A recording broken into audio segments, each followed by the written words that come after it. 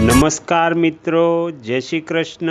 સ્વાગત છે તમારું ફરી એકવાર આપની ભક્તિ ચેનલ ખીમજી કાચરિયામાં. આજના વિડીયોમાં આપણે સાંભળીશું ઘર પરિવારમાં સુખ સમૃદ્ધિ જાળવી રાખવાની કામનાથી કરવામાં આવતું અમાસનું વ્રત અને પીપળાની પૂજા. ઓમ નમો ભગવતે વાસુદેવાય. આવતીકાલે માગશર મહિનાનો છેલ્લો દિવસ. ઘર પરિવારમાં સુખ સમૃદ્ધિ જાળવી રાખવાની કામનાથી અમાસનું વ્રત અને પીપળાની પૂજા કરવામાં આવે છે. માગશર માસની અમાસ આવતીકાલે 19 ડિસેમ્બર 2025 સવારે 5 વાગ્યે શરૂ થશે અને બીજા દિવસે 20 ડિસેમ્બર સવારે 7:10 સુધી રહેશે. 19 ડિસેમ્બર આ તિથિ આખો દિવસ રહેશે, તેથી અમાસ સંબંધિત તમામ ધર્મ કર્મો આ જ દિવસે કરવા વધુ સારું છે.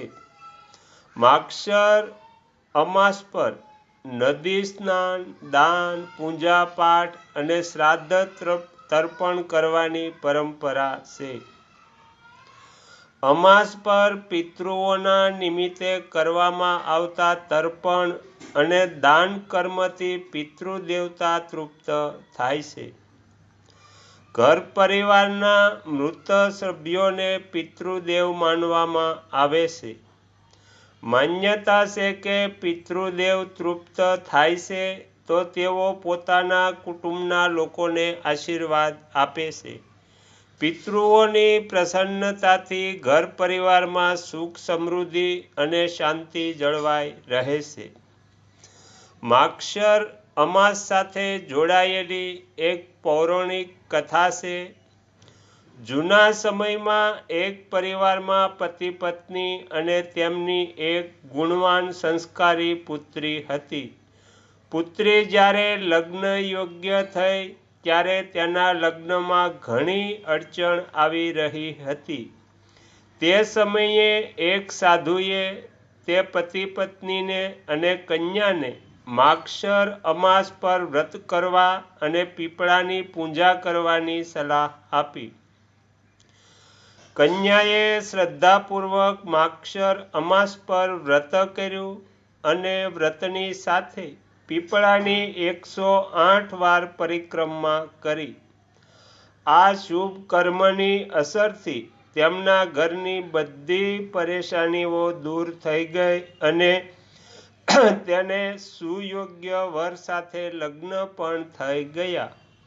આ કથાના કારણે માગશર અમાસને બધી પરેશાનીઓ દૂર કરનારું વ્રત કહેવાય છે. પિતૃઓ માટે તર્પણ અને શ્રાદ્ધ કર્મ આ અમાસે કરવું જોઈએ.